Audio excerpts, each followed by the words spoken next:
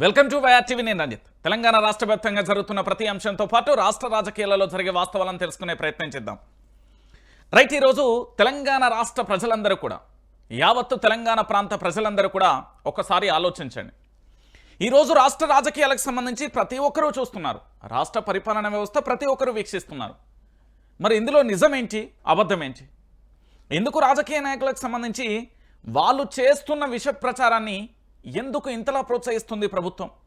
అదే గనక ఈ రాష్ట్ర ప్రభుత్వం అంటే కాంగ్రెస్ ప్రభుత్వం ఏర్పడిన తర్వాత రాష్ట్ర ముఖ్యమంత్రిగా యనుమల రేవంత్ రెడ్డి ప్రభుత్వానికి సంబంధించి పూర్తి స్థాయిలో వారు ముఖ్యమంత్రి అయిన తర్వాత మనం ఏదైనా ఒక చిన్న అంశాన్ని మాట్లాడినా లేదా ఏదైనా ఒక చిన్న పదాన్ని మాట్లాడినా ఏకంగా కూడా అరెస్టులు, కేసులు, కోర్టు, జడ్జి ముంగట ఉన్న పరిస్థితులు కోకొల్లలుగా చూసాం.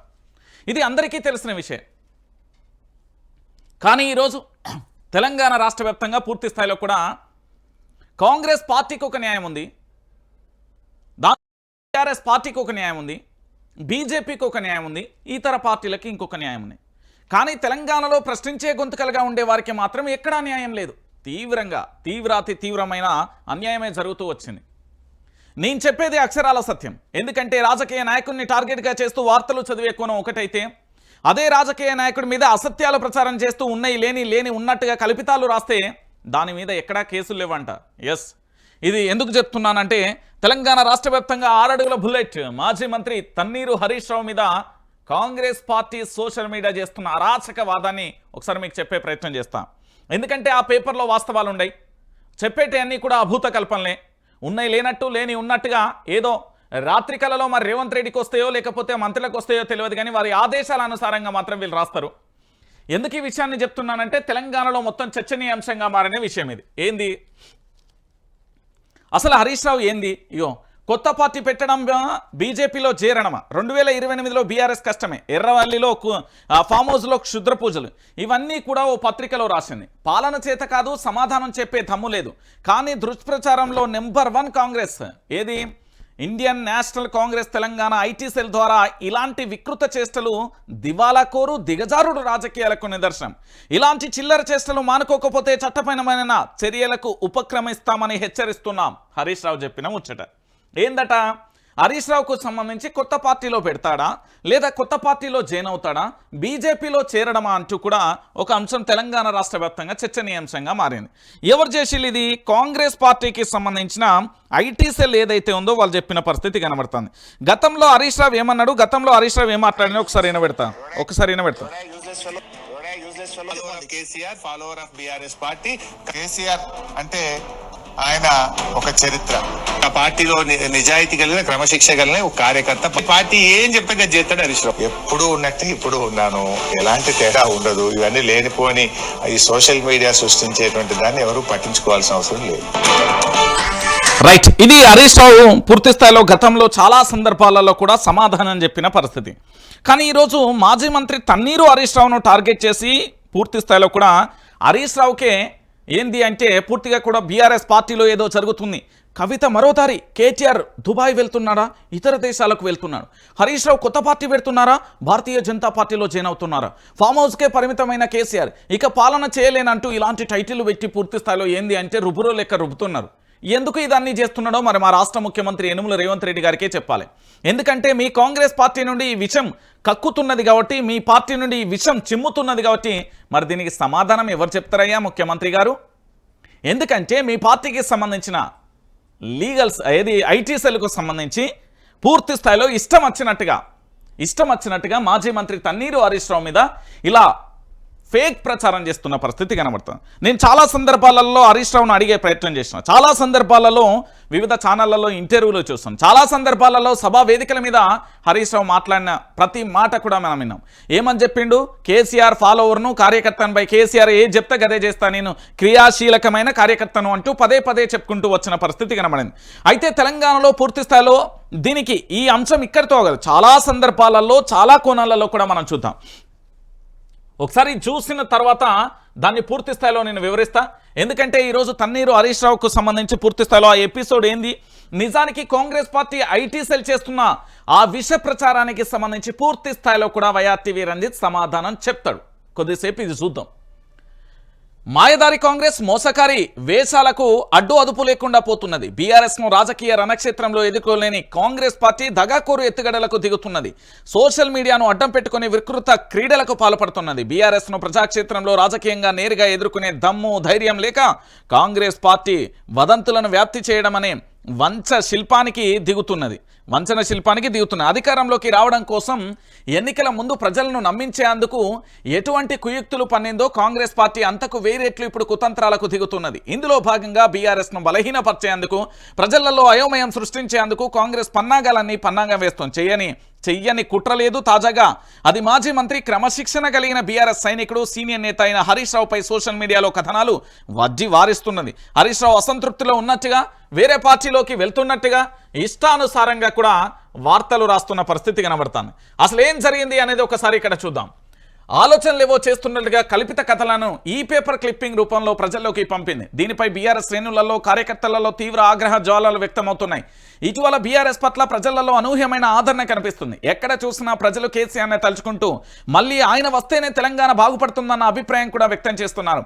బీఆర్ఎస్ సంపూర్ణ ఆధిక్యంతో తిరిగి అధికారంలోకి రావడం ఖాయమని ప్రజలతో పాటు బీఆర్ఎస్ రాజకీయ పార్టీలన్నీ కూడా, రాజకీయ విశ్లేషకులు, మీడియా ప్రతినిధులు కూడా అభిప్రాయాన్ని వ్యక్తం చేస్తున్నారు. ఈ నేపథ్యంలో బీఆర్ఎస్లో ఏదో జరుగుతుందనే అభూత కల్పనకు వ్యాప్తి చేయడానికి కాంగ్రెస్ సోషల్ మీడియాను అడ్డం పెట్టుకుని ప్రయత్నాలు చేస్తుంది. ఇందుకోసం కాంగ్రెస్ ఒక టీంని ఏర్పాటు చేసినట్లుగా తెలుస్తుంది. ఆ బృందం ముఖ్య నేతలతో, కుటుంబ సభ్యుల కనుసన్నలలో పనిచేస్తున్నట్లుగా విశ్వసనీయ వర్గాల సమాచారం. ఆ విశ్వసనీయ వర్గాలు తెలిపాయి. వాస్తవమే, దాంట్లో ఉన్నది నేను మొత్తం బట్టలిప్పి చూపెడతా. ఎవడెవడు ఎక్కడ ఉన్నాడు, ఏ రాత్రి ఏడేడగలుగుతాడు, ఏడేడి పోతాడు, ఆ వార్తలు ఏడతాయో నేను చెప్తా. ఆ సొల్లుగాళ్ళంతా నా దగ్గర పనిచేసిన సొల్లుగాళ్ళు చాలామంది ఉన్నారు. ఆ సొల్లుగాళ్ళంతా ఇలా బాగా అడిగిపోయి ఏదో చేస్తున్నారు. చెప్తా, వాళ్ళ జాతకం నా దగ్గర మస్తున్నది. నకిలీ వార్తలను సృష్టించడమే ఈ టీం పని. ఈ పేపర్ క్లిప్పింగ్ రూపంలో ఊరు పేరు లేని వార్తలు తయారు చేస్తున్న తర్వాత వాటికి సదరు పెద్దల నుంచి అనుమతి కూడా తీసుకుంటారు. అనంతరం సోషల్ మీడియాలకు వదులుతారు. ఇదే అదనుగా కాంగ్రెస్ అనుబంధ సోషల్ మీడియా ఖాతాలన్నింటి వాటికి లెక్కకు మిక్కిలిగా ప్రజల్లోకి పంపిస్తుంటాయి. ప్రజలలో బీఆర్ఎస్ను పెరుగుతున్న ఆదరణ తగ్గించడం, భేదాభిప్రాయాలు ఉన్నట్టుగా ప్రచారం చేయడం, జనాలలో అయోమయాన్ని, గందరగోళాన్ని సృష్టించడం, విష బీజాలు నాటి శ్రేణులలో చీలికలు తేవడం ప్రధాన ధ్యేయంగా ఈ టీం పనిచేస్తుందని కాంగ్రెస్ వ్యవహారాలకు దగ్గర నుంచి చూస్తున్న ఓ పాత్రికేయ ప్రముఖుడు వివరించారు. ఫేక్ న్యూస్ క్రియేట్ చేసే స్థాయికి కాంగ్రెస్ దిగజారడం దారుణమని ఆగ్రహం వ్యక్తం చేస్తారు. బీఆర్ఎస్ రజతోత్సవ సందర్భంగా బహిరంగ సభ తేదీ ప్రకటించినప్పటి నుంచి ఈ టీం ఫేక్ న్యూస్ వదలడమే పనిగా పెట్టుకుంది. కాంగ్రెస్ పాలనపై ప్రజా వ్యతిరేకత పెరిగిపోతుండడం, బీఆర్ఎస్ రజతోత్సవ సభకు లక్షలాదిగా ప్రజలు తరలివెళ్లే సంకేతాలు అందుతుండడం కాంగ్రెస్ ఫేక్ ఫ్యాక్టరీ బీఆర్ఎస్ పై విషం చెమ్ముతూ పెంచుతూ పోతుంది. బీఆర్ఎస్ పై అసత్యాల ప్రచారం కోసం నకిలీ ఈ పేపర్ క్లిప్లను అడ్డం పెట్టుకుని వదంతులను ముమ్మరంగా వ్యాప్తి చేస్తున్నది. బెట్టింగ్ మాఫియాతో కేటీఆర్కు లింకులని ఒకటి, ఎర్రవెల్లి ఫామ్ హౌస్లో క్షుద్ర పూజలని మరోటి, వరంగల్ సభ రద్దు అంటూ ఇంకొకటి, ఇట్లా ఫేక్ న్యూస్ క్రియేట్ చేసి ప్రజలలోకి వదులుతారు. కానీ విని ఎరగని రీతిలో బీఆర్ఎస్ సభ రికార్డులు బ్రేక్ కావడం, ఆ సభలోనే పహల్గామ్లో ఉగ్రదాడిలో పలువురు అసూలు బాసిన ఆత్మశాంతికి యావత్తు తెలంగాణ సమాజం బీఆర్ఎస్ నాయకత్వం నివాళులు అర్పించడంతో జీర్ణించుకోలేని సదర్ టీం 2028లో బీఆర్ఎస్ కష్టమే అనే క్లిప్పింగ్తో పాటు హరీష్ రావు పైన మరో తప్పుడు కథనం వదిలింది. కొత్త పార్టీ పెట్టడమా, బీజేపీలో చేరడమా అంటూ ఫేక్ న్యూస్ క్రియేట్ చేసి వదలడంపై హరీష్ రావు ఆగ్రహం వ్యక్తం చేశారు. తెలంగాణలో గాడిలో పెట్టి పూర్వవైభవం తేవాలంటే అది కేసీఆర్తోనే సాధ్యమని ప్రజలు భావిస్తున్న తరుణంలో కేసీఆర్ను తిరిగి సీఎం చేయడమే లక్ష్యంగా ధ్యేయంగా పార్టీ లీడర్ క్యాడర్ పనిచేస్తుంటే రాజమార్గంలో ఢీకట్టే శక్తి లేక వదంతులను వ్యాప్తి చేయడమే కాంగ్రెస్ పనిగా పెట్టుకుందని బీఆర్ఎస్ ముఖ్య నేతలు పేర్కొన్నారు. ఇక కాంగ్రెస్ను త్వరలోనే బుద్ధి చెప్పడం ఖాయమంటూ కూడా హెచ్చరించిన పరిస్థితి కనబడుతుంది. ఇప్పుడు రియాలిటీ ఏంది అనేది నేను చెప్తా. ఇక్కడ ఈ ఫేక్ న్యూస్ సర్క్యులేషన్ చేసే సన్నాసులకు ఫస్ట్ బుర్ర ఉండదు, మైండ్ ఉండదు. వీళ్ళు ఏంది అంటే ఒక మత్తులో తూగుతూ ఇవన్నీ వదులుతారు. దీనికి ఏంది అంటే అధికార బలం చాలా బ్రహ్మాండంగా కూడా పూర్తి స్థాయిలో కూడా బలం ఉంటుంది. ఇంకొకటి ఒక మంత్రులకు సంబంధించిన టీం ఆధ్వర్యంలో ఇది పనిచేస్తున్నది. ఈరోజు తెలంగాణ సమాజం అంతా కూడా ఒకసారి ఆలోచించండి. మాజీ మంత్రి తన్నీరు హరీష్ రావుకు సంబంధించి నేను కేసీఆర్ ఫాలోవర్ను, కేసీఆర్ బీఆర్ఎస్ పార్టీ కార్యకర్తను, అందులో క్రమశిక్షణ కలిగిన కార్యకర్తను అంటూ పదే చెప్పుకుంటూ వచ్చిన సందర్భాన్ని మనం కొల్లలుగా చూసాం. కానీ ఈరోజు ఇలాంటి పరిణామం, ఇలాంటి పరిస్థితి, ఇలాంటి విష ప్రచారం ఎందుకు జరుగుతున్నది? ఈ విష ప్రచారం చేయడానికి గల బలమైన కారణాలు ఏంటి అంటే కొన్నింటిని వాళ్ళు బేరీజు చేసుకున్నారు. అసలు విషయం ఏంది అనేది ఒక్కసారి మీ అందరికీ కూడా నేను చెప్పే ప్రయత్నం చేస్తాను. ఏంది అంటే 2023లో బీఆర్ఎస్ పార్టీ తన యొక్క అధికారాన్ని కోల్పోయింది. అధికారాన్ని కోల్పోవడంతో పూర్తి స్థాయిలో కూడా ఏం చెప్పిళ్ళు, ఇక కేసీఆర్ ఫామ్ హౌస్కు పరిమితం అయిపోయాడు. కేసీఆర్ ఫామ్ హౌస్లో నివాసం ఉంటూ ఇక అక్కడ నుండి బయటికి రాని పరిస్థితి మనందరం కూడా చూసాం. అలాంటి సందర్భాలలో ఏది అంటే కేసీఆర్ మౌనంగా ఉంటే ఒక్కొక్కటి పంచలు గజగజ వణుకుతాయి, పంచలు నడుస్తాయి. అసలు కేసీఆర్ మౌనంగా ఉన్నా, కేసీఆర్ బయటికి రాకపోయినా, కేసీఆర్ మాట్లాడకపోయినా అదొక ఏంది అంటే సముద్రంలో పూర్తి స్థాయిలో ఏంది అలలు సునామీ హత్య హెచ్చరికలు అనేది రాజకీయ పార్టీలందరికీ తెలుసు. అలాంటి సందర్భంలో మనోళ్ళు ఏం చేసిళ్ళు అంటే ఇగో ఈ సన్నాసులందరూ కలిసి క్షుద్ర పూజలు అనే ఒక టైటిల్తోని ఒక క్లిప్ను వదిలేరు ఎక్కడ ఫామ్ హౌస్లో. ఎందుకు అంటే కేసీఆర్ ఏదైనా వ్యూహాలు పన్నుతే కనీసం దాన్ని ఆలోచించడం, దాని దరిదాపులోకి వెళ్ళడం కూడా ఎవ్వడి తరం కాదు. అది ఏ రాజకీయ పార్టీ, ఎంత పెద్ద మేధ అయినా, ఎంత పెద్ద తోపైనా, ఎంత పెద్దగా చదువుకున్నా, రాజకీయంలో ఎంత ఆరితేరినా కేసీఆర్ వ్యూహాల ముందు వాళ్ళందరూ పనిచేయరు. ఉఫ్ఫుమని ఊదితే రాలిపోయే ఒక కాకికి సంబంధించో లేదా పక్షులకు సంబంధించి ఆ రెక్కలు ఉంటాయి కదా, అలాంటిది వాళ్ళ జీవితాలు. అయితే అలాంటి సందర్భంలో ఇక పూర్తి స్థాయిలో కూడా కేసీఆర్ ఇక బయటికి రాకపోవడంతో క్షుద్ర పూజలు అంటూ ఒక వార్తా క్లిప్పింగ్ను బయటికి వదిలిను. దాని మీద ఈ తెలంగాణ రాష్ట్ర డీజీపీ స్పందించలేదు, దాని మీద ఎఫ్ఐఆర్లు కాలేదు, దానికి సంబంధించి అరెస్టు చేయలేదు, దాని వాళ్ళను కస్టడీలోకి తీసుకున్న పరిణామాలు లేదు, ఏదీ లేదు. అదే మనం ప్రశ్నిస్తే లాగులు గజ్జ గజ్జ గజ్జ గజ్జ పోసుకుంటారు లోపల. ఇది వాస్తవమైన విషయం. నెంబర్ 1. ఇక నెంబర్ 2కు సంబంధించి ఏంది, మొన్న బీఆర్ఎస్ పార్టీకి సంబంధించి రజతోత్సవ సభకు సంబంధించి వర్షం పడబోతుంది, ఇక సభ రద్దయింది, హరీష్ రావుకు సంబంధించి కేటీఆర్కు సంబంధించి కొట్టుకున్నారు, లేకపోతే ఏదో జరిగిందని విష ప్రచారంతో మరో క్లిప్పు వదిలేరు. ఎందుకు వదిలిల్లు అంటే ఇంటెలిజెన్స్ దగ్గర ఉన్న రిపోర్ట్ ప్రకారం తెలంగాణలో పూర్తి స్థాయిలో కూడా దాదాపుగా 15 లక్షల మంది బీఆర్ఎస్ పార్టీ రజతోత్సవానికి రాబోతున్నారు. ఇక మీరేం చేసుకున్నా కూడా ఆగదు. ప్రజలందరూ కూడా బీఆర్ఎస్ వైపే ఉన్నారు, కాంగ్రెస్ వద్దు అంటూ నినాదం చేస్తున్నారన్న ఒక రణం ప్రజల్లోకి వెళ్ళింది. అలాంటి పరిస్థితులలో ఏమీ చేయలేని సందర్భాలలో నీతిమాలిన నికృష్టమైన పాపిష్టమైన దుర్మార్గ నీచ నికృష్టానికి ఒడిగట్టి బీఆర్ఎస్ పార్టీ మీద మరొక రకమైన క్లిప్పింగ్ వదిలి. ఇక 3వది హరీష్ రావుకు సంబంధించింది. అయితే హరీష్ రావు అనే వ్యక్తి మొట్టమొదటిసారిగా మీరు గుర్తుపెట్టుకోవాలి, ఈ క్లిప్పింగ్ వదిలిన ప్రతి సన్నాసి గుర్తుపెట్టుకోవాలి, హరీష్ రావు అనే వ్యక్తి ఫస్ట్ బీఆర్ఎస్ పార్టీకి సంబంధించిన క్రియాశీలక కార్యకర్త. మరో అంశం ఏంటంటే కేసీఆర్ ఫాలోవర్. బీఆర్ఎస్ పార్టీని వీడి వెళ్ళడం అనేది మీ తాతల ముత్తాతల కలలవి, మీ తాతల ముత్తాతల కలలవి. హరీష్ రావు ఎప్పుడైనా అందరివాడు, ప్రజలవాడు, దాంతోపాటు బీఆర్ఎస్ పార్టీ ఉన్నంత వరకు పూర్తి స్థాయిలో బీఆర్ఎస్ పార్టీలోనే హరీష్ రావు కొనసాగుతాడు. అరే ఎన్నిసార్లు చెప్తారు భయ్, మనసులకంటే ఒక్కసారి చెప్తారు, ఈ అడ్డగాడిదలకు ఎన్నిసార్లు చెప్పాలి? హరీష్ రావు చెప్పి పాపం ఆయన నోరేని వస్తున్నది. ఈ సన్నాసులు ఊకే లేనిపోని ఇన్నే అన్ని కలిపి అభూత కల్పనలు కలిపి విష ప్రచారం చేస్తున్నారు. హరీష్ రావు అనే వ్యక్తి బీఆర్ఎస్ పార్టీలోనే ఉంటాడు, బీఆర్ఎస్ పార్టీ కోసమే పనిచేస్తాడు. సిద్దిపేటలో ప్రభంజనం సృష్టించడం ఎన్నిసార్లు మీరు చూడలే? బీఆర్ఎస్ పార్టీ ఈరోజు అధికారాన్ని కోల్పోయినంత మాత్రాన దాంతోపాటు ఇంకొక విష ప్రచారం కూడా చేసిళ్ళు.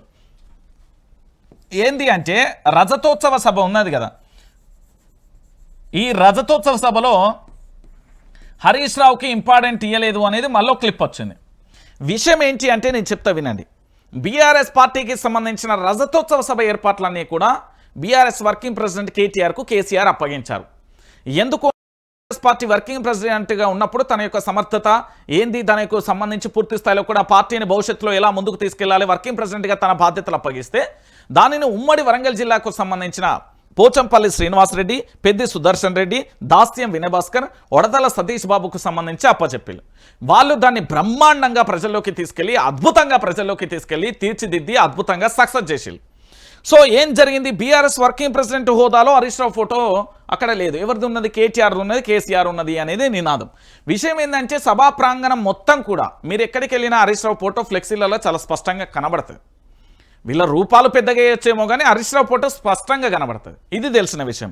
ఇక ఇంకొకటి, హరీష్ రావు అసంతృప్తితో ఉన్నాడు. హరీష్ రావు అసంతృప్తితో ఉండడానికి ఎందుకు? ఆయన ఏమన్నా రేవంత్ రెడ్డా, లేకపోతే కిషన్ రెడ్డా, లేకపోతే ఏది కే పాల, లేకపోతే పవన్ కళ్యాణ్, లేకపోతే చంద్రబాబా, లేకపోతే జగన్? ఎందుకు అసంతృప్తితో ఉంటాడు హరీష్ రావు? హరీష్ రావును తెలంగాణ ఉద్యమంలో కేసీఆర్ తర్వాత వెన్నుంటి నడిపించింది కేసీఆర్. దాంతోపాటు అధికారంలోకి వచ్చిన తర్వాత పూర్తి స్థాయిలో కూడా మంత్రి పదవి ఇచ్చింది కేసీఆర్. ఆ తర్వాత ప్రజలకు పరిచయం చేసింది కేసీఆర్. ఈరోజు పూర్తి స్థాయిలో సిద్దిపేట ప్రజలకు పూర్తి స్థాయిలో హరీష్ రావు అందుబాటులో ఉంటుందంటే కేసీఆర్ నేర్పిన రాజకీయ తత్వంతో ప్రజలందరికీ సాయం చేస్తూ అందరివాడిగా నిలిచిపోయింది. ఇలాంటి వ్యక్తిని పట్టుకొని ఇక కాంగ్రెస్ పార్టీ విష ప్రచారం చేస్తూనే ఉంది. ఎందుకు చేస్తున్నది అంటే దీంట్లో చాలా కీలకమైన అంశాలు ఉన్నాయి. ఒక 4 అంశాలు ఉన్నాయి. మీరందరూ కూడా అబ్జర్వ్ చేయకపోవచ్చు, కానీ దీంట్లో కీలకమైన అంశం ఏంటి అంటే, ఒకటి, హరీష్ రావుకు సంబంధించి విష ప్రచారం చేయడానికి బలమైన కారణం ఏంటంటే, ఇప్పుడు బలమైన వ్యక్తుల మీద విమర్శలు చేస్తేనే బలమైన రిప్లై వస్తుంది. బలమైన రిప్లై వచ్చినప్పుడు ప్రజల్లోకి మనం చాలా బలంగా వెళ్తాం అనేది ఒక స్ట్రాటజీ. ఇది కాంగ్రెస్ పార్టీకి సంబంధించిన ఐటీ సెల్కి సంబంధించిన స్ట్రాటజీ. ఈ స్ట్రాటజీకి సంబంధించి పూర్తి స్థాయిలో మీరు ఆలోచించాల్సిన విషయం ఏంటంటే, హరీష్ రావు అనే వ్యక్తి ఫస్ట్ దమ్మున్న లీడర్, తర్వాత మాస్ లీడర్, తర్వాత ఇక కౌంటర్కి ఎన్కౌంటర్ అయిన ఆ బుల్లెట్ దిగుతుంది అంతే. సో ఇలాంటి వ్యక్తిని పూర్తి స్థాయిలో టార్గెట్ చేయడం వల్ల ఏం జరుగుతుంది అంటే, బీఆర్ఎస్ పార్టీ అంటేనే మొట్టమొదటిసారిగా మీరు గుర్తుపెట్టుకొని, ఈ బీఆర్ఎస్ పార్టీకి సంబంధించి అందరూ తెలుసుకోవాల్సిన విషయం ఏంటంటే, ఇక్కడ కేసీఆర్, దాని తర్వాత హరీష్ రావు, ఇక్కడ కేటీఆర్, దాంతోపాటు కవితకు సంబంధించి వీళ్ళు నలుగురు బీఆర్ఎస్ పార్టీకి సంబంధించి కీలకం. సరే, మన కేసీఆర్కు సంబంధించి మాజీ ముఖ్యమంత్రి హోదాలో పూర్తి స్థాయిలో 14 సంవత్సరాలు ఉద్యమ నాయకుడిగా తెలంగాణ ప్రాంత బిడ్డలందరికీ కూడా ఒక ఎమోషనల్గా పేగుబంధంగా ఉన్నాడు. అది సెకండరీ విషయం. దాని తర్వాత పూర్తి స్థాయిలలో ప్రజలలోకి బలంగా వెళ్ళి ప్రజలతో ఉంటూ సిద్దిపేట నియోజకవర్గానికి సంబంధించి ప్రజలలో పూర్తి స్థాయిలో కూడా అందరితో కలిసిమెలిసి ఉంటూ, దాంతోపాటు కేసీఆర్ ఏ పని అప్పగించినా, అది కాళేశ్వరం ప్రాజెక్టే కావచ్చు, రంగనాయక చెరువే కావచ్చు, మేడిగడ్డే కావచ్చు, అన్నారమే కావచ్చు, సుందిల్లనే కావచ్చు, మిషన్ కాకతీయనే కావచ్చు, ఏ ప్రాజెక్ట్ అప్పచెప్పినా కూడా అహర్నిశలు అహర్రాత్రులు అక్కడ డే అండ్ నైట్ ఉండి కూడా ఆ ప్రాజెక్టును పూర్తి చేయడం హరీష్ రావుకున్న ఒక మంచితనం. సో కేసీఆర్ అత్యంత విశ్వసనీయంగా నమ్మే వ్యక్తి ఎవరైనా ఉన్నారు అంటే అది హరీష్ రావు. సో హరీష్ రావు తర్వాత కేసీఆర్ తర్వాత హరీష్ రావు అనే ఒక బలమైన శక్తి ఉన్నది కాబట్టి బీఆర్ఎస్లో మెయిన్ బీఆర్ఎస్కు 4 పిల్లర్లు అండి. ఒకటి కేసీఆర్, 2 హరీష్ రావు, కవిత, కేటీఆర్. వీళ్ళు నలుగురికి సంబంధించి వీళ్ళు ఉన్నారు కాబట్టి వీళ్ళని ఎట్లనైనా బలహీనపరచాలంటే ఏం చేస్తారు? కేసీఆర్ బీఆర్ఎస్ పార్టీ అధినేత, మాజీ ముఖ్యమంత్రి. కవితకు సంబంధించి పూర్తి స్థాయిలో కూడా ఏంది, తెలంగాణకు సంబంధించిన బతుకమ్మకు సంబంధించి ఎలా ప్రజల్లోకి తీసుకెళ్లింది ఉద్యమ సమయంలో, ఆ తర్వాత ఎంపీగా తన బాధ్యతలు ఏ విధంగా స్వీకరించింది, పూర్తి స్థాయిలో కూడా జరిగిన పరిణామాలు ఏంటి అనేది కూడా మనం చూసిన పరిస్థితి కనబడుతుంది. ఇక దాంతో పాటుగా మీ అందరికీ తెలిసిన విషయమే కదా, ఆ తర్వాత ఏం జరిగింది, కేటీఆర్ బీఆర్ఎస్ పార్టీకి సంబంధించిన వర్కింగ్ ప్రెసిడెంట్ హోదాలో ఉన్నారు. అది మనందరికీ తెలిసిన విషయమే. దాంతోపాటు జరుగుతున్న పరిణామాలు ఏంటి అనేది కూడా మనం చూస్తున్న పరిస్థితి కనబడుతుంది. ఏం జరిగింది, ఏం కథ అనేది కూడా చూస్తున్న పరిస్థితి కనబడుతుంది. సో ఫైనల్గా ఇక్కడ జరిగేది ఏంటి అంటే, ఈ నలుగురికి సంబంధించి సో దీంట్లో ఎవరినైనా ఒకరిని పూర్తి స్థాయిలో కొట్టాలి. కేసీఆర్ వారసత్వం అనగానే పూర్తి స్థాయిలో కేటీఆర్ కానీ కవిత కానీ వస్తారు. సో హరీష్ రావు కూడా వస్తాడు కాబట్టి పూర్తి స్థాయిలో బలమైన శక్తి నలుగురి లెవెల్లో హరీష్ రావు ఉన్నాడు కాబట్టి హరీష్ రావును దెబ్బ కొట్టాలి. సో హరీష్ రావును దెబ్బ కొట్టాలి కాబట్టి ఎట్లనైనా పూర్తి స్థాయిలో కూడా హరీష్ రావుకు సంబంధించి ఎక్కడికక్కడ కూడా పూర్తిగా ఏదో ఒకటి చేయాలనే కోణంలో ఉన్న పరిస్థితి కనబడుతుంది. సో ఈ విధంగా చేస్తూ బలంగా కూడా పూర్తి స్థాయిలో కూడా ఏదో ఒకటి చేయాలనే ఆలోచనతో ఎట్లనైనా పూర్తిగా కూడా ఖతం చేయాలనే ఆలోచనతో కాంగ్రెస్ పార్టీ కుట్రలు కుతంత్రాలు చేస్తున్న పరిస్థితి కనబడుతుంది. సో దీంట్లో భాగంగా ఏ విధంగానైనా ఎలాగైనా ఎట్లనైనా పూర్తి స్థాయిలో ఏం చేస్తున్నారు అంటే హరీష్ రావును టార్గెట్గా చేసిన పరిస్థితి కనబడుతుంది. సో హరీష్ రావుకు సంబంధించి పూర్తి స్థాయిలో ఇలాంటి ఫేక్ న్యూస్ అంటే రేపు పొద్దుగాల కేటీఆర్ మీద వచ్చినా, రేపు పొద్దుగాల హరీష్ రావు మీద వచ్చినా, ఇప్పుడు హరీష్ రావు మీద వస్తున్నాయి, కవిత మీద వచ్చినా, కేసీఆర్ మీద వచ్చినా, బీఆర్ఎస్ పార్టీ రణక్షేత్రం అంటే బీఆర్ఎస్ పార్టీకి సంబంధించిన సైనికులైనా, బీఆర్ఎస్ పార్టీకి సంబంధించిన వారందరూ ఎవరైనా పర్వాలేదు, పూర్తి స్థాయిలో కూడా మీరు అందరూ కూడా ఆలోచించండి దయచేసి. నేను ఎందుకు చెప్తున్నానంటే బీఆర్ఎస్ పార్టీ మీద కుట్రలు కుతంత్రాలు మొదలుపెట్టాలి. ఎందుకంటే 15 లక్షల మంది ప్రజలు అక్కడికి రావడంతో పూర్తి స్థాయిలో కళ్ళు అన్నీ కూడా బైర్లు గమ్ముకపోయిన పార్టీలన్నింటికి కూడా మళ్ళీ 2028లోనే కేసీఆర్ అధికారంలోకి వస్తారు. ఆ ప్రభంజనం కనబడింది. ప్రజలలో కేసీఆర్ ఉంటాడు అంటూ కూడా పూర్తి స్థాయిలో చూస్తున్న తరుణం కనబడింది. సో ఇలాంటి పరిస్థితులలో ఖచ్చితంగా కూడా ఏదో ఒకటి జరుగుతుంది, ఏదైనా జరగవచ్చు అనే కోణంలో పూర్తిగా కూడా ఇలాంటి విష ప్రచారాలు చేస్తారు. కాబట్టి వీటన్నింటిని కూడా మీరు ఎట్టి పరిస్థితులలో పట్టించుకోకండి. ఎందుకు నేను ఈ విషయాన్ని చెప్తున్నానంటే బీఆర్ఎస్ పార్టీకి సంబంధించిన గులాబీ సైనికులు ప్రతి ఒక్కరు గుర్తుపెట్టుకోరి, ఇప్పుడు మన ఇంట్లో అధికారం ఉన్నప్పుడు మనం ఇంకొకటికి అధికారాన్ని ఇస్తాము అనేది మూర్ఖత్వమైన ఆలోచన. ఈరోజు కేసీఆరే కావచ్చు, హరీష్ రావే కావచ్చు, కవితే కావచ్చు, లేకపోతే కేసీఆర్ కావచ్చు, ఎవరైనప్పటికీ కూడా వాళ్ళ ఒక కుటుంబం, వాళ్ళు పూర్తి స్థాయిలో వాళ్ళ అంతర్గతంగా చాలా సఖ్యతతో ఉన్నారు, వాళ్ళు చాలా సంతోషంగా ఉన్నారు. అనవసరంగా గాబరా వడకురి, గాబరా గాకురి. ఆ కాంగ్రెస్ పార్టీకి సంబంధించిన సోషల్ మీడియా ఏదైతే ఉందో ఉన్నాయి లేనట్టు, లేని ఉన్నట్టు కుండపోరు రాతలన్నీ రాస్తుంది. వాటన్నింటిని కూడా మీరు పట్టించుకోకురి, ఆగం కాకురి, అడివడి కాకురి, ఏది చేసుకోకురి. నేను మళ్ళీ చెప్తున్నా, హరీష్ రావు అనే వ్యక్తి బీఆర్ఎస్ పార్టీలో ఉంటాడు, ఏడికి బోడు. వీళ్ళందరూ కుట్రలు కుతంత్రాలతోని 2028లో అధికారంలోకి ఖచ్చితంగా వస్తుందనే ఒక ఆలోచనతోని, పూర్తి స్థాయిలో వీరు ఏదేదో చేయాలనే ఆలోచనతోని కుట్రలు కుతంత్రాలు పన్నుతున్న పరిస్థితి కనబడుతుంది. కాబట్టి మీరు ఎట్టి పరిస్థితులలో హరీష్ రావు విషయంలో చాలా క్లారిటీగా కూడా మీరు అందరూ ఉండండి. ఇదంతా ఫేక్ న్యూస్, కావాలని కాంగ్రెస్ పార్టీ సోషల్ మీడియా చేస్తే. ఎందుకంటే మన వాళ్ళ దగ్గర ఏమున్నది, ఏం లేదు, ఏం చేయలేరు. ఆఖరికి ఇగో ఈ నెత్తి మీద ఎంచి కూడా వీకలేరు. నేను చెప్తాను, ఇగో ఈ బొచ్చు కూడా వీకలేరు, ఈ బొచ్చు కూడా వీకలేరు. ఎందుకంటే వాళ్ళకి ఏం కాదండి, వాళ్ళ ఏం రాదండి. ఈ తెలంగాణ రాష్ట్ర వ్యాప్తంగా సంక్షేమ పథకాలు అందిస్తారా? అందియరు. తెలంగాణ రాష్ట్ర వ్యాప్తంగా ప్రజలందరికీ పూర్తి స్థాయిలో న్యాయం చేస్తారా? చేయరు. వాళ్ళ పార్టీని గార్జీన పెట్టుకొని నడిపిస్తారా? నడిపారు. ఏం లేదు, పుండకూరు వార్తలన్నీ కలిపి పూర్తి స్థాయిలో వడ్డించి వారించే ప్రయత్నం చేస్తారు. కాబట్టి ఆ ఫేక్ న్యూస్ను మీరు నమ్మకండి. ఇదంతా కాంగ్రెస్ పార్టీ తమ యొక్క అసమర్థమైన పరిపాలనకు సంబంధించి కప్పిపుచ్చుకునేందుకు ఇలాంటి ఫేక్ వార్తలు వస్తుంది. ఈ 6 అడుగుల బుల్లెట్ ఎక్కడికి పోడు, 6 అడుగుల బుల్లెట్ త్వరలో ఈ కాంగ్రెస్ పార్టీ కుర్చీకి, సీఎం కుర్చీకి ఏంది అంటే టార్గెట్ పెడతాడు, ఆ బుల్లెట్ దించాడు, సప్పున ఆయన దిగుతాడు, మళ్ళీ బీఆర్ఎస్ పార్టీ అధికారంలోకి వస్తుంది. నేనేమంటున్నానంటే, కేసీఆర్ మీద విష ప్రచారం చేసినా, కేటీఆర్ మీద విష ప్రచారం చేసినా, కవిత మీద విష ప్రచారం చేసినా, నేడు హరీష్ రావు మీద విష ప్రచారం చేసిన పార్టీలో బలంగా ఉన్న నేతలు ఎవరైతే ఉంటారో ఆ బలమైన నేతల మీదనే పూర్తి స్థాయిలో ఫోకస్ పెడతారు. వాళ్ళనే ఏదో ఒకటి చేయాలనే కోణంలో ఉంటారు. తస్మాత్ జాగ్రత్త అనేది కూడా మీరందరూ కూడా ఆలోచించుకోరు. నేను చెప్పే విషయం ఇది చాలా క్లారిటీగా చెప్తున్నా. హరీష్ రావు అనే వ్యక్తి ఎక్కడికి పోరు.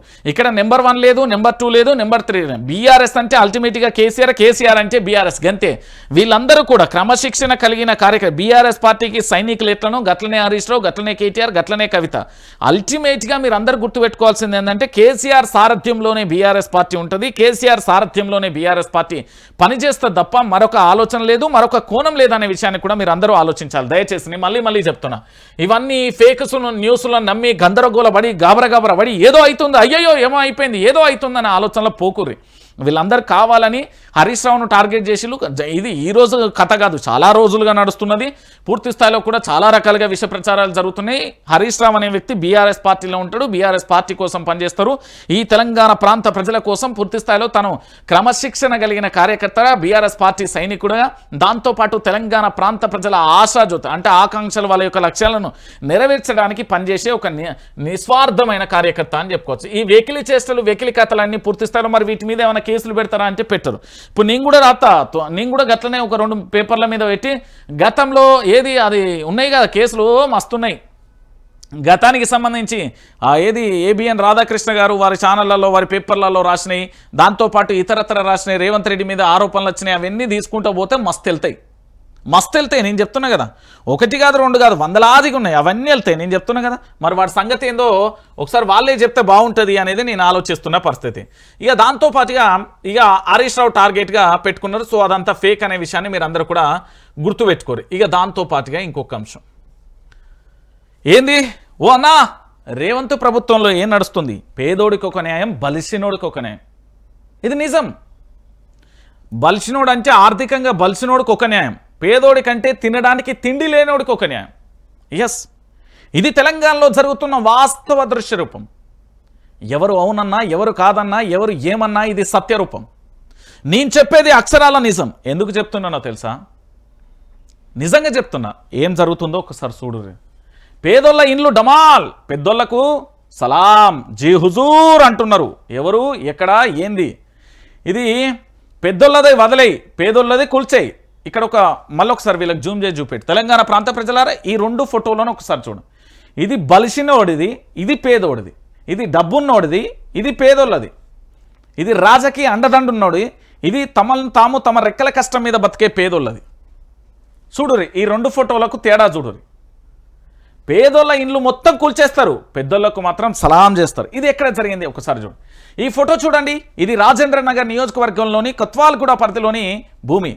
1 అరా కాదు, ఏకంగా 52 ఎకరాల ప్రభుత్వ భూమి కానీ బడాబాబులు ఆక్రమించారు. డాక్యుమెంట్లు చూపించి న్యాయస్థానాలను ఆశ్రయించారు.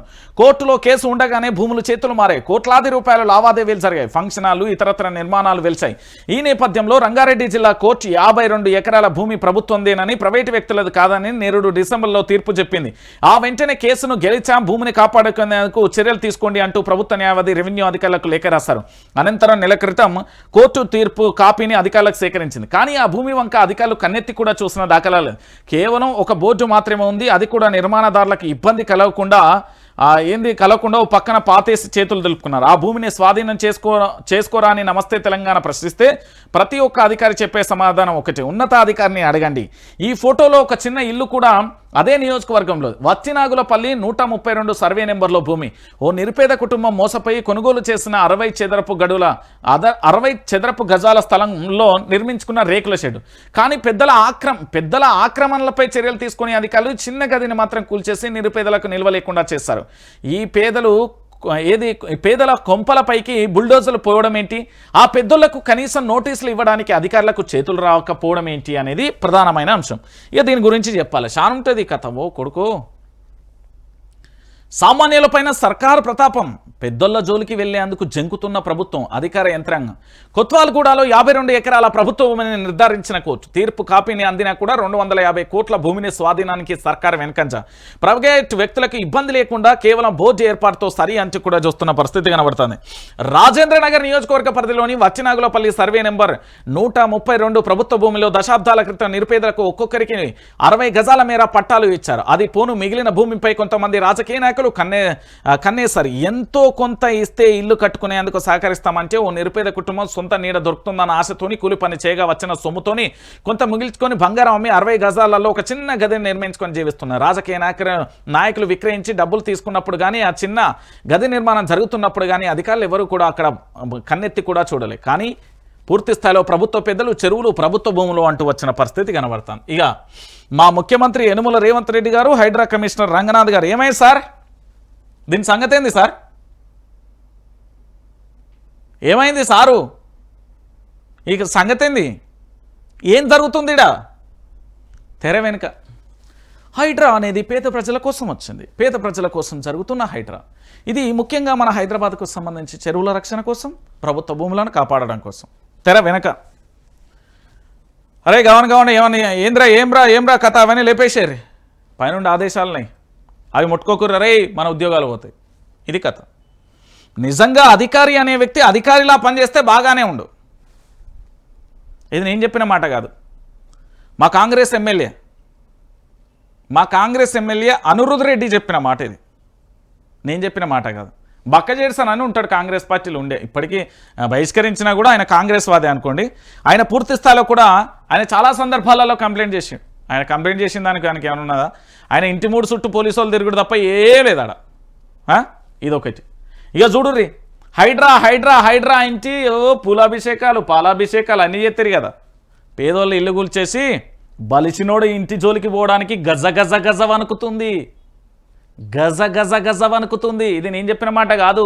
ఇక్కడ సాక్ష్యాలతో సహా 2 పిక్చర్స్ చాలా స్పష్టంగా కనబడుతుంది. ఏంది దీని సంగతి చెప్పుర్రి మరి. మా ఉద్యోగాలు పోతాయి. ఎంత ఇచ్చిర్రు, ఎంత తీసుకున్నారు, ఏమైందాడ, కోర్టు ఏం చెప్పింది, దాని సంగతి ఏమీ లేదు. దాని తర్వాతనే ముచ్చట. ఇక దాంతోపాటుగా ఇంకొక విషయాన్ని కూడా చెప్పాలి. గ్రూప్ 1 ఇదేంది గూడు పురాణి. పరీక్షలలో అడుగడుగున అవకతవకలే. హాల్ టికెట్ ఎందుకు మార్చారు? ఆ 2 కేంద్రాలలో 9.5% మంది అర్హత సాధించడమేంది హైకోర్టులో వాదనలా.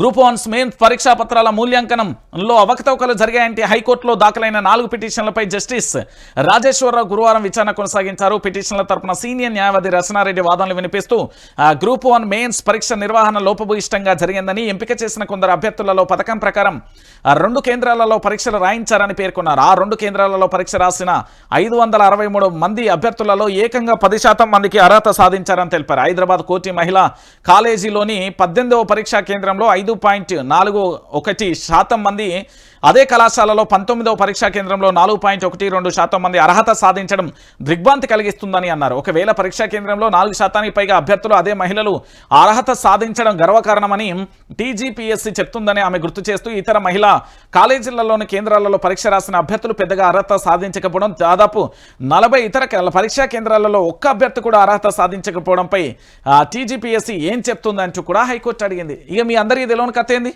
దీని గురించి పెద్దగా చెప్పాల్సిన అవసరం లేదు. గ్రూప్ 1 అన్నా, నాన్న, తమ్ముడు, అక్క, చెల్లి గ్రామాలలో ఉంటూ నానా నేను చదువుతున్నా, ఏది 5 రూపాయల భోజనం చేసుకుంటూ, ఏంది అంటే ఆడ గతుక్కుంటూ ఏవో నీళ్ళు 5 రూపాయల 10 రూపాయల నీళ్ళు అవుతూ, కుండలలో నీళ్ళు అవుతూ, ఏంది కూర్చొని నేల మీద కూకొని పూర్తి స్థాయిలో 24 గంటలు పుస్తకాల పురుగులా మారి చదువుకొని ఏదో ఉద్యోగం వస్తుంది, ఉద్యోగం వస్తే మా ఊరికి పోతా, మా ఊరి పోయిన గవర్నమెంట్ ఉద్యోగం వస్తుందని చెప్పుకుంటూ కోసం కష్టపడుతూ ఆహర్నిశలు 5 రూపాయల భోజనం తీస్తూ పస్తులతో ఉంటున్న నిరుద్యోగులు చదువుకుంటే పరీక్ష పెట్టిన దానికంటే అదనంగా 10 మంది ఉండొచ్చులో మా రాష్ట్ర ప్రభుత్వం ఇప్పటివరకు కూడా చెప్పలే.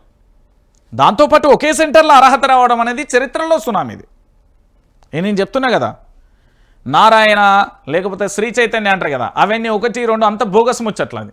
పైసలు పెట్టి కొనంగా చాలా మంది చూసిళ్ళు, చాలా మందికి తెలిసిన విషయమే. ఈరోజు ఇగో దీని కథ కూడా గంతే. గ్రూప్ 1 పరీక్ష కష్టపడి రాస్తే ఒకే పరీక్షా కేంద్రంలో ఎట్లా వస్తాయి, దాంతోపాటు ఆల్ టికెట్ నెంబర్, వాళ్ళు ఇంగ్లీష్లో అర్హత సాధించరు, తెలుగులో అర్హత కానీ ఎట్లా వచ్చినాయి అనేది ప్రధానమైన ప్రశ్న. కానీ దీని గురించి ప్రభుత్వం ఏమన్నా మాట్లాడితే ఏం మాట్లాడదు. ఎందుకు మాట్లాడుతుందండి, ఏ విధంగా మాట్లాడుతుంది ఒకసారి చెప్పుర్రి. వాళ్ళు మాట్లాడే అంత అర్హత ఏమైనా ఉన్నదా? అయిపోయిన పరిస్థితి కనబడుతుంది కదా, ఏం జరగదు. ఇక ఇదే పరిస్థితి తెలంగాణ రాష్ట్ర వ్యాప్తంగా గింతకు మించి ఇంకొకటి ఉంటుందా అంటే ఉండలేని పరిస్థితి కనబడుతుంది. ఇక ఆక్రందన పట్టకుండా ఆరోపణల మా వెనుక ఏ రాజకీయ పార్టీ లేదు, ఎవరో ప్రేరేపించారనడం శుద్ధ అబద్ధం. ఇప్పటికిప్పుడు సమ్మె నోటీసులు ఇవ్వలే, 7 నెలలుగా మంత్రుల చుట్టూ తిరిగాం, సర్కార్కు చర్చలకు పిలిస్తే తప్పక వస్తాం. సీఎం రేవంత్ రెడ్డి వ్యాఖ్యలపై ఆర్టీసీ జేఏసీ అంటూ కూడా చూడొచ్చు. ఎవరో ప్రేరేపిస్తేనో ఏవో రాజకీయ పార్టీలు ఉసిగొలుపుతేనో తాము ఉద్యమాలు చేస్తున్నామంటూ సీఎం రేవంత్ రెడ్డి ఆక్షేపించడం బాధాకరమని ఆర్టీసీ కార్మిక సంఘాల జేఏసీ పేర్కొన్నది. గురువారం మేడే సందర్భంగా ఆర్టీసీ సమ్మెపై ముఖ్యమంత్రి చేసిన వ్యాఖ్యలపై జేఏసీ చైర్మన్ ఈదురు వెంకన్న నేతలు ఒకరి ప్రకటన విడుదల చేశారు.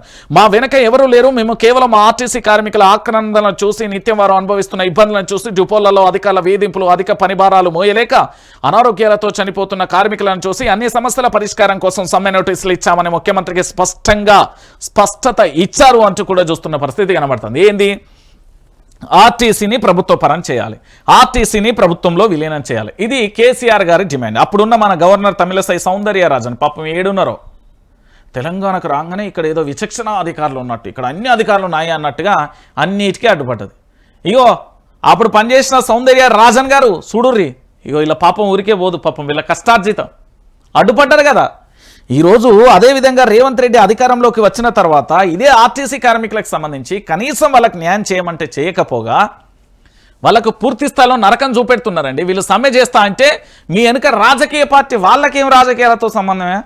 పాపం వాళ్ళ పని భారాలు, మనకు అనారోగ్య సమస్యలు, దాంతోపాటు జీతభత్యాలు, డిపోలలో సిబ్బంది లేక వాళ్ళు పడుతున్న బాధను ఎవరికి తెలుసు? ఆర్టీసీ కార్మికుల యొక్క బాధలు వర్ణాతీతం, అవి పురిటి నొప్పుల బాధలు తెలుసా?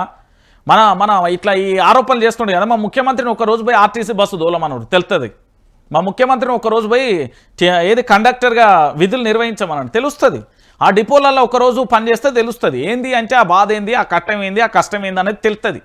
పాపం వాళ్ళ డిమాండ్లను వాళ్ళు పరిష్కరించాలని 7 నెలలుగా వాళ్ళు వినతి పత్రాలు ఇస్తూ 7 నెలలుగా మంత్రుల చుట్టూ తిరుగుతూ ఆల్రెడీ అధికారులకు సంబంధించి 2-3 సార్లు చర్చలకు పోయి ముఖ్యమంత్రి గారు గిట్లా మాట్లాడు ఏందిరాబాయ్ అంటున్నారు. ఆర్టీసీ కార్మికులకు సంబంధించి ఆర్టీసీ కార్మికుల వాళ్ళ జీవితాలు ఎంత నరకం ఉంటాయో తెలుసా?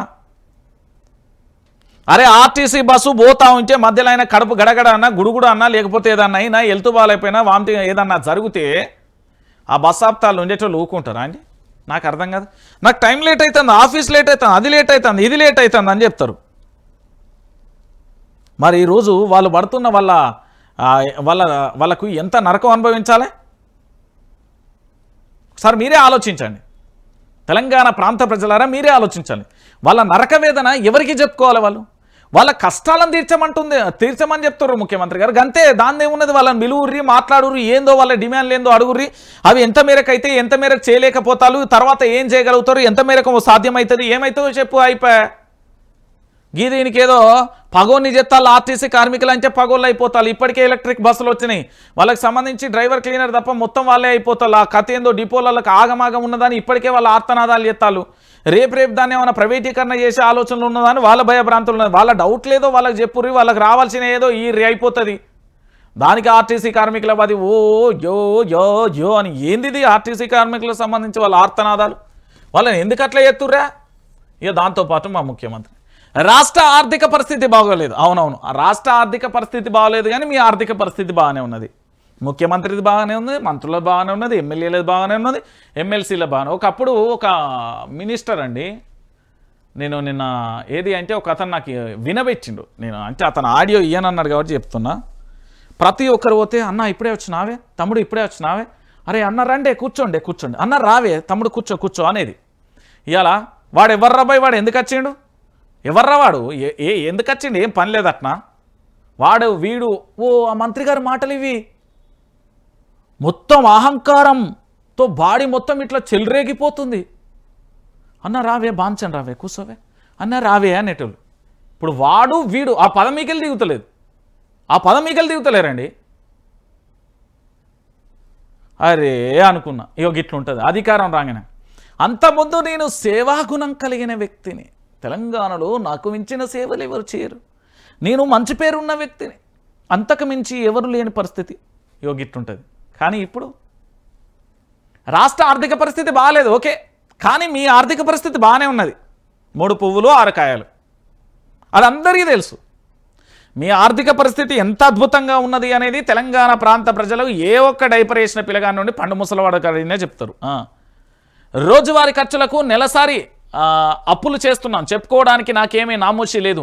చేతనైతే కారికి ఉద్యోగులకు సహకరిస్తున్నాం. ఆర్టీసీ కార్మికుల సమయోచనను వీడాలి, కార్మికులు పంతాలు పట్టింపులకు వెళ్ళొద్దు, మేడే వేడుకలలో కార్మికులతో సీఎం రేవంత్ అంటూ కూడా చెప్పిన పరిస్థితి కనబడుతుంది. ఆర్థిక పరిస్థితి బాగలేదు.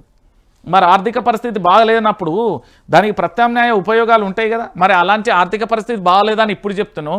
దావోస్ పర్యటన పోయినప్పుడు ఇట్లా పట్టుకొని ఎస్ మొత్తం తెలంగాణలో మా ముఖ్యమంత్రి అప్పుల పాలు చేసిండు, అంతర్జాతీయ మార్కెట్లకి ఈ పదాన్ని చెప్తావా, అంతర్జాతీయ మార్కెట్లకి ఈ పదాలు చెప్తావా, ఇదా మీరు చెప్పేది? అంతర్జాతీయ మార్కెట్ల మన తెలంగాణ ఇజ్జత్ తీసి అప్పుడు మన తెలంగాణ పరువు గంగలో కలిపి ఇప్పుడేమంటున్నారు, రాష్ట్ర ఆర్థిక పరిస్థితి బాగోలేదు. రాష్ట్ర ఆర్థిక పరిస్థితి బాగాలేతే మెరుగుపరుచుకోవాలి, దానికి ప్రత్యామ్నాయ మార్గాలు ఏదో ఉండాలి. 2 లక్షల కోట్ల రూపాయలు పెట్టుబడులు తెచ్చినా అన్నావు కదా, మరి ఏడపోయినాయి పరిశ్రమల మీద? మొత్తం లిక్కర్ తప్ప ఇంకేం లేదు కదా. రాష్ట్ర ఆర్థిక పరిస్థితి లేదు, కానీ వాళ్ళ పరిస్థితులు బాగానే ఉన్నాయి. మీరేం టెన్షన్ పడకుర్రి ప్రజలారా, నేను చెప్తున్నా కదా. పంచాయతీ మళ్లీ మొదటికి కేంద్ర ప్రకటనతో ఎన్నికలపై సందిగ్ధత, 42% రిజర్వేషన్ల పెంపు అనుమానమే, స్థానిక ఎన్నికల నిర్వహణకు ప్రశ్నార్థకం, గతంలో మాదిరిగానే నిర్వహణకే మార్గం, అదే జరిగితే హామీకి కాంగ్రెస్ మంగళం, స్థానిక ఎన్నికలపై రేవంత్ దాటవేత, 42% కోట అమలుపై స్పందించని సీఎం అంటూ కూడా చూడొచ్చు. రాష్ట్రంలో గ్రామ పంచాయతీలు సహా ఇతర స్థానిక సంస్థల ఎన్నికలు కథ మళ్లీ మొదటికే వచ్చేసింది. రాష్ట్రంలోని కాంగ్రెస్ సర్కార్ హడావిడిగా అనాలోచిత నిర్ణయాలతో ఇప్పటివరకు బీసీలకు అమలవుతున్న రిజర్వేషన్లకే ఎసరు పెట్టింది. అందుకే కేంద్ర ప్రభుత్వం తాజాగా ప్రకటనే సాక్ష్యం. కులగణన అంశం తమదేనని రాష్ట్రాలు నిర్వహించిన కొన్ని సర్వేలకు పారదర్శకత సాధికారత ఉండబోదని కేంద్ర ప్రభుత్వం తాజాగా తేల్చి చెప్పింది. కాంగ్రెస్ సర్కార్ తనకు అధికారం లేకపోయినా తెలంగాణలో ఇష్టానురీతిన తప్పుల తడకగా ఇంటింటికి సర్వే నిర్వహించడమే కాకుండా అసంబద్ధమైన గణాంకాలే ప్రామాణికంగా బీసీ రిజర్వేషన్ల బిల్లు తీసుకొచ్చింది. ఇప్పుడు కులగణన చెల్లబోదని కేంద్రం చెప్పడంతో ఆ బిల్లును కేంద్రం ఆమోదించడం అసాధ్యం అంటూ కూడా చెప్పిన పరిస్థితి కనబడింది. అయిపోయింది. ఏమున్నదక్కో ఏమున్నదక్క, బీసీలు అన్నారు, ఎస్సీలు అన్నారు, ఎస్టీలు అన్నారు, ఓసీలు అన్నారు, మైనార్టీలు అన్నారు, అయిపోయింది. ఏం లేదు, బీసీ కులగణన లేదు, ఏదీ లేదు. నేను చెప్తున్నా కదా, 42% రిజర్వేషన్లు లేవు, ఏ కోటా లేదు. నేను చెప్తున్నా ఏం లేదు, కేవలం ఇవన్నీ కూడా తాత్కాలిక ఉపశమనం. అంటే నిప్పుల మీద నీళ్లు చల్లుతాం చూడ, కొన్ని నీళ్ళు ఇట్లా చల్లుతాంగా సుక్కలు, ఆ మాత్రానికి ఉపశమనమే. నేను చెప్తున్నా కదా, ఈ తెలంగాణలో శాశ్వత పరిష్కారాలు ఏవి కూడా వీళ్ళు కనిపెట్టరు. ఎందుకంటే వీళ్ళు దేనికి కనిపెట్టరో తెలుసు. వాళ్ళ అవసరాలు వాళ్ళకు ఉంటాయి భయ్, అవి వాళ్ళ అవసరాల కోసం అధికారంలోకి వచ్చారు, కానీ ప్రజల అవసరాలు తీర్చడానికి వచ్చిర్రంటే అది జోకు. నేను చెప్తున్నా కదా, ప్రపంచంలో వింతలు అంటారు కదా, అలాంటి వింతలు ఇవి వాస్తవాలు. మీకు వంట పట్టపోయినా రంజిత్ గిట్ల చెప్తుండేది, గిన గిట్ల మాట్లాడుతుంది, ఎట్లా మాట్లాడిపోయినా బహిరంగమైన చర్చలే. నేను మైక్ ముంగడ చెప్తానా, మీరు మైక్ వెనక మాట్లాడతారు, గంతే తెర వెనుక మీరు మాట్లాడుకుంటారు, నేను తెర ముంగడ. స్థానిక సంస్థలలో కేవలం ఎస్సీ ఎస్టీలకు మాత్రమే రాజ్యాంగపరమైన రిజర్వేషన్లు ఉన్నాయి, బీసీలకు ఆ విధమైన రిజర్వేషన్లు లేవు. ఇప్పటి వరకు కేవలం ఆర్టికల్ 343(d)(6) ప్రకారం మాత్రమే రాష్ట్ర ప్రభుత్వాలు తమ ఇష్టానుసారంగా రిజర్వేషన్లు కల్పిస్తూ వస్తున్నాయి. గతంలో లాటరీ పద్ధతిలో ర్యాండమ్గా ఎంపిక చేసే తదితర అశాస్త్రీయమైన పద్ధతులలో బీసీలకు రిజర్వేషన్లు కల్పిస్తూ ఉండగా ప్రతిసారి వాటిపై న్యాయ వివాదాలు తలెత్తడం పరిపాటిగా మారింది. బీసీలకు అమలు చేస్తున్న రిజర్వేషన్లపై కర్ణాటకకు చెందిన కె కృష్ణమూర్తి, మహారాష్ట్రకు చెందిన వికాసరావు గవాలి కేసులో సుప్రీంకోర్టు పలు సందర్భాలలో కూడా ఆదేశాలను ట్రిపుల్-టీ పేరిట పలు మార్గదర్శకాలను జారీ చేసింది. అందులో మొదటి ప్రతిపాదనలో ఓబీసీల రిజర్వేషన్ల అమలు ఫలితాలపై అధ్యయనం చేసేందుకు పూర్తి స్థాయి రాజ్యాంగబద్ధమైన డెడికేటెడ్ కమిషన్ ఏర్పాటు చేసింది. రెండవది జనాభా నిష్పత్తి అనుగుణంగా రిజర్వేషన్లు స్థిరీకరించాలి. మూడవది రిజర్వేషన్లు ఎస్సీ ఎస్టీ ఓబీసీలను కలిపి మొత్తం 50% మేర మించకూడదు అంటూ వాటినే ట్రిపుల్-టీ అంటారు అని ఆ మార్గదర్శకాలు పాటించని ఏ రాష్ట్రంలో కూడా స్థానిక సంస్థల ఎన్నికల్లో ఓబీసీ రిజర్వేషన్లు అమలు చేయకూడదు అంటూ కూడా సుప్రీంకోర్టు చాలా స్పష్టంగా తేల్చి చెప్పింది. ఇప్పుడు చెప్పుర్రి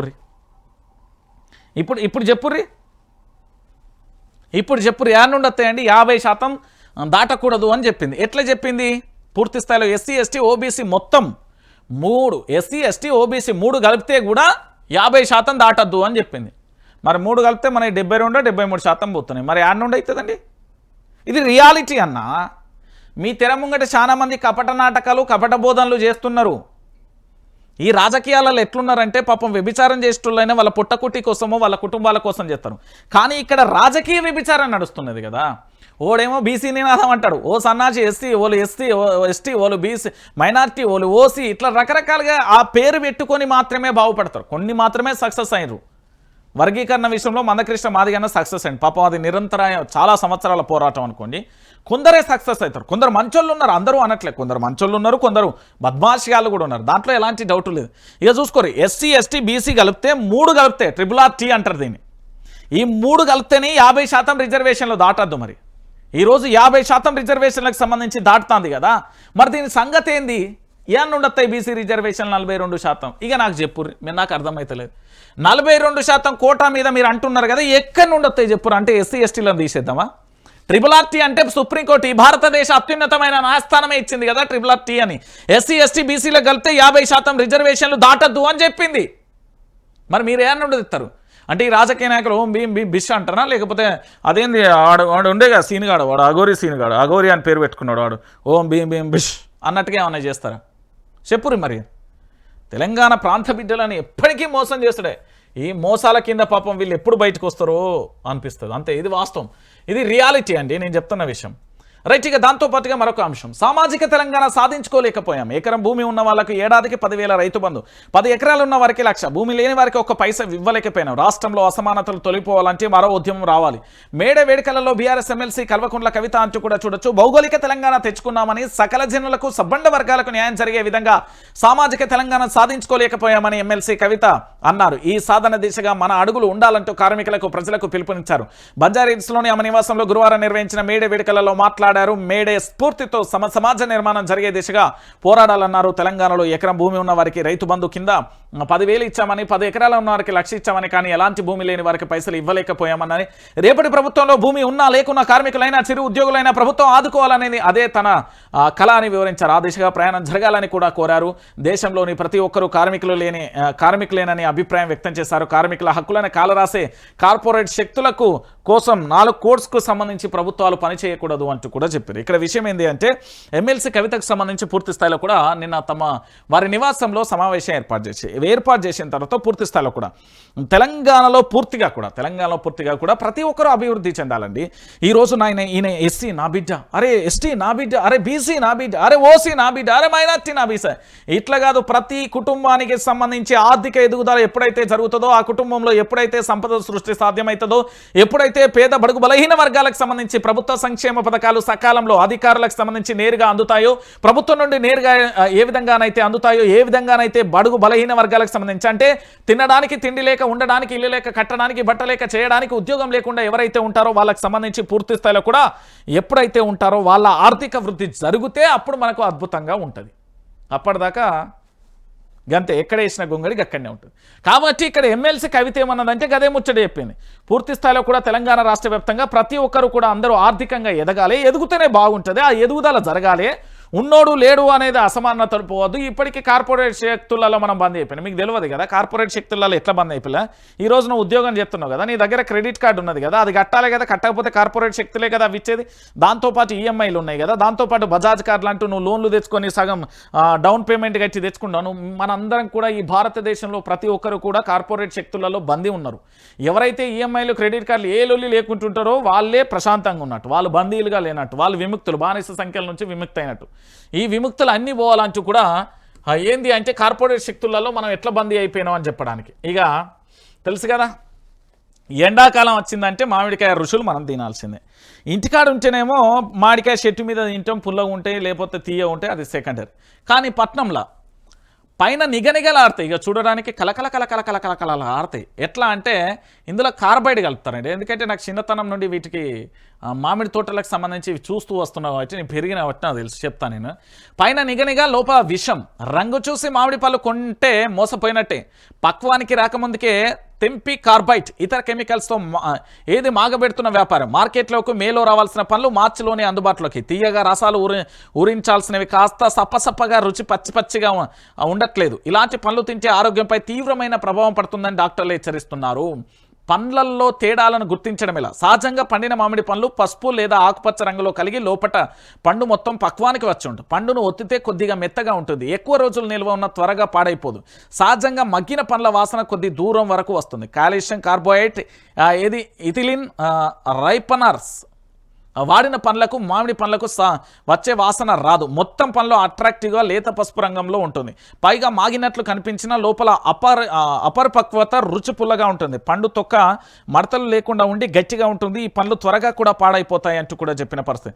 రాష్ట్రంలోనే, మన తెలంగాణ రాష్ట్రంలోనే అత్యధికంగా కూడా ఈ ఏది మామిడి పళ్ళు జరిగేది జగిత్యాల, కరీంనగర్, మహబూబాబాద్, నాగర్ కర్నూలు, మంచిర్యాల జిల్లా మార్కెట్లలో ఈ పండ్లతో పాటు ఇతర ప్రాంతాల్లో వ్యాపారాలకు సంబంధించి ఇలా అనుసరిస్తున్నారు అనేది సాధ్యం. ఇగో మీరు ఎవరైనా పూర్తి స్థాయిలో నేను ఏమంటున్నా అంటే తెలంగాణ ప్రాంత ప్రజలారా, మీకు ఎప్పుడన్నా వీలుంటే ట్రే ఉంటుంది కదా, ట్రే బాక్స్ ఉంటుంది కదా, పండ్ల బాక్స్కి సంబంధించి నేను ఒక పండ్ల బాక్స్ కొంటా అని చెప్పాను.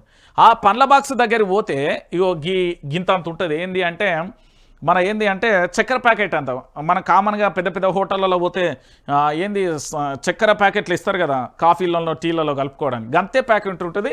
ఇగో గీ పండ్లల్లో పెడితే మీరు ఆ ట్రేలో అట్లనే ఉంటాయి. మీరు కాదంటే ఆయన ముట్టుకోక ఆయన ఇట్లా దేయంగానే ఆగానే ఒక్క నిమిషం ఓపెన్ చేసి చూసిర్రు అనుకో మీకు అంత బయటపడిపోతుంది.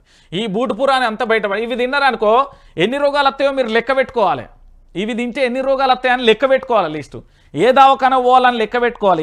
ఎన్ని రోగాలు వస్తాయని మీరు ఆలోచించుకోవాలి. ఎందుకంటే ఒకటి కాదు రెండు కాదు, క్యాన్సర్ కారణం మొదలు పెడితే అడ్డమైన రోగాలు అన్నీ వస్తాయి. జర పైలాంగా ఉండరు. ఇవన్నీ తినకుర్రి, ఆగం కాకుర్రి. నేను చెప్తున్నా కదా, అవన్నీ తిన్నారు అనుకో లేకపోతే ఆగమైపోతారు. మళ్ళీ చెప్తున్నా.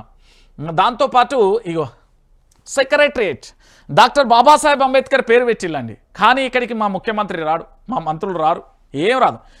Secretariat security fail. సచివాలయానికి రాని సీఎం, భద్రత పట్టించుకొని అధికారులు, సెక్యూరిటీ వైఫల్యం, ప్రధాన గేటు ముందే స్కూటీల పార్కింగ్, ఎవరు పట్టించుకొని వైనం. ఇప్పటికే ఫేక్ ఐడి కార్డులతో పలువురేంటి లోపాలు బయటపడుతున్న తీరు మార్చుకొని అధికారులు అంటూ కూడా చెప్పిన పరిస్థితి కనబడుతుంది.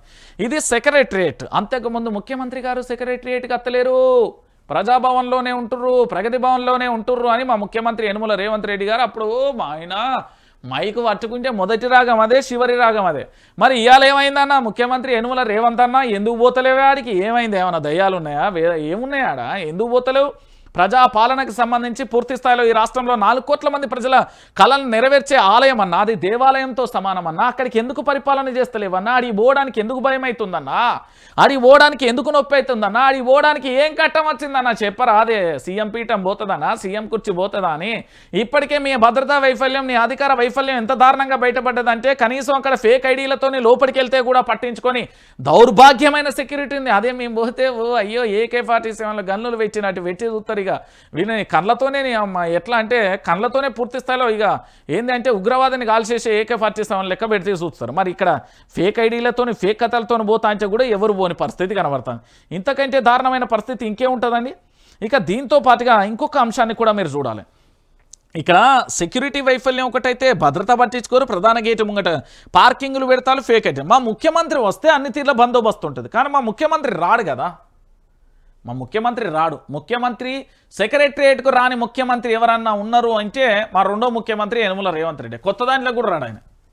పైసలు ఇచ్చిన వాళ్ళకే ఇందిరమ్మ ఇల్లు రావాలమ్మా రావాలి. డబ్బులు వసూలు చేసిన కాంగ్రెస్ నేతలు ఇందిరమ్మ ఇళ్ల జాబితాలో భారీ అవకతవకలు, ఇల్లు లేని పేదలకు తీరని అన్యాయం చేశారు. ఊరూరు అర్హుల జాబితాలో నిరసనలు, కాంగ్రెస్ నేతలపై ఆగ్రహ జ్వాలలు అంటూ కూడా చూసాం. ఇప్పటికే డిప్యూటీ సీఎం బట్టి విక్రమార్క, పొంగులేటి, దాంతోపాటు చాలా నియోజకవర్గాలలో చూసినాం. నిన్న మొన్న జమ్మికుంట దగ్గర కోరపల్లి అనే గ్రామంలో కూడా చూసినాం. పూర్తి స్థాయిలో మీరు ఎక్కడికి వెళ్ళినా కూడా నేను ఒక స్పష్టంగా చెప్తున్నా, మీరు ఏడికెళ్ళినా ఈ తెలంగాణ రాష్ట్రంలో ఎక్కడ అడుగు పెట్టినా కూడా ఒకటే విషయాన్ని చాలా స్పష్టంగా సందర్భంగా మీరు తెలుసుకోవాలి. ఏంది అంటే పైసలు ఇచ్చిన వాళ్ళకే ఇందిరమ్మ. కాంగ్రెస్ పార్టీ వెళ్ళారా? ఏంది మనోడేనా కాంగ్రెస్ పార్టీ? రైట్, ఎంత ఇస్తాను? 50,000. ఓకే రైట్, మనోడికి వచ్చిందే. నువ్వేం పార్టీ? BRS. పక్క జరుగా. నువ్వేంది BJP? పక్క జరుగు. నువ్వేంది ఎంత ఇస్తావు? రా గిది. అరే పేదోళ్ళకు సంబంధించి పూర్తి స్థాయిలో న్యాయం చేయండి రా బాబు అంటే పూర్తిగా కూడా ఎట్లా కనీసం పేదలు, నేనేమని చెప్తున్నా అంటే పేదోళ్ళకి ఇవ్వండి. శబాస్ అని ప్రభుత్వాన్ని నేను నెత్తి మీద పెట్టుకుంటా. పాపం అండి పేదోళ్ళు. ఇల్లు అనేది ఒక మధ్యతరగతి కుటుంబానికి ఎంత కలనో తెలుసా? ఒక్క ఇల్లు ఉంటే చాలు, ఇల్లు కోసం జీవితాన్ని త్యాగం చేసుకుంటారు చాలామంది. రోజువారీ కూలీలు కానీ రోజువారీ మీరు ఆలోచిస్తే మీకే అర్థమవుతాయి. రోజువారీ కూలీలకు సంబంధించి ఇప్పటి వరకు కూడా మీరు ఎక్కడ చూసినా కూడా పేదోళ్ళ ఇళ్ళకి సంబంధించి పైసలు ఇచ్చిన వాళ్ళకే ఇందిరమ్మ ఇల్లు. మీరు మళ్ళా ఆలోచించాలి. నేను చెప్తున్నా కదా. ఇక దాంతోపాటుగా ఏంది, ఆర్థిక వ్యవస్థ ఆరోగ్యం బాగాలేదు. నెలకు 18,500 కోట్ల ఆమ్దాని వస్తుంది. నెలకు నేను 1,58,000 కోట్లు తెచ్చిన అప్పంతా మిత్తిలేకే కడుతున్నా. అప్పును రైతులకు పైసా ఖర్చు చేయలే. కేసీఆర్ నన్ను తిట్టిండు, నేను తిట్టలే. రైజింగ్ తెలంగాణను ఎవరు ఆపాలని చూసినా వాళ్ళ కాళ్ళు కళ్ళు చేతులు కాలిపోతాయి. ఆర్టీసీలకు సమస్య. ఏం కళ్ళు కాలిపోతాయి, ఏం చేతులు. ఇగో ఈ ముచ్చటే పని. మీ కాంగ్రెస్ పార్టీ అయిపోయింది. ఇగో మీ దుకాణం క్లోజ్ చేసుకోండి. ఇక అయిపోయింది. ఇక కాంగ్రెస్ పార్టీ ఉన్నా అదే తెలంగాణ. కాంగ్రెస్ పార్టీ పని అయిపోయింది. మొన్నటి BRS సభకి ఎప్పుడైతే లక్షలాదిగా తరలి వచ్చిలో అప్పుడే కాంగ్రెస్ పని కేల్కత్తాం, దుకాన్ బంద్. ప్రజలు ఎంత వ్యతిరేకతతో ఉన్నారు, 16 నెలల కాలంలో ఒక్కొక్కరు ఏ విధంగా ఉన్నారనేది తెలంగాణ రాష్ట్ర వ్యాప్తంగా ప్రతి ఒక్కరు చూసిన ముచ్చటే. అరే ఎందుకన్నా తెచ్చుకున్నాం రాబా ఈ వీళ్ళను ఎందుకు తెచ్చుకున్నాం, మన తల మీద ఎందుకు పెట్టుకున్నాం అనే కాడికి వచ్చేసిలు. ఈరోజు తెలంగాణ రాష్ట్ర వ్యాప్తంగా మీరు ఎక్కడన్నా చూడరు బా, ఏడికన్నా పోరి. తెలంగాణలో నలుమూలలో ఏ గ్రామానికి, ఏ మండలానికి, ఏ వాడకి వెళ్ళినా కూడా అమ్మా నీ కాంగ్రెస్కో దండం, నీకో దండం అని చెప్తారు. ఎందుకంటే కాంగ్రెస్ వద్దు నాయన అనే కాడికి వచ్చింది. నెక్స్ట్ ఏ పార్టీని ఎన్నుకుంటారా ఏది అనేది సెకండరీ, నేను వదిలేస్తా. కానీ కాంగ్రెస్ పార్టీ 16 నెలల కాలంలో చేసిన అరాచకాలు అన్నీ ఇన్నువు కావుగన్న. ఇందిరమ్మ ఇళ్ళ కానుండి మొదలు పెడితే ఒకసారి ఉండ ఆమ్దాని బాగలేదు అని చెప్తాను. కేసీఆర్ను నేను తిట్టలే. కేసీఆర్ రేవంత్ రెడ్డిని ఎప్పుడన్నా తిట్టంగా మీరు విన్నారా? అది ఇదే రేవంత్ రెడ్డి కేసీఆర్ను పోలు తిడతాడు.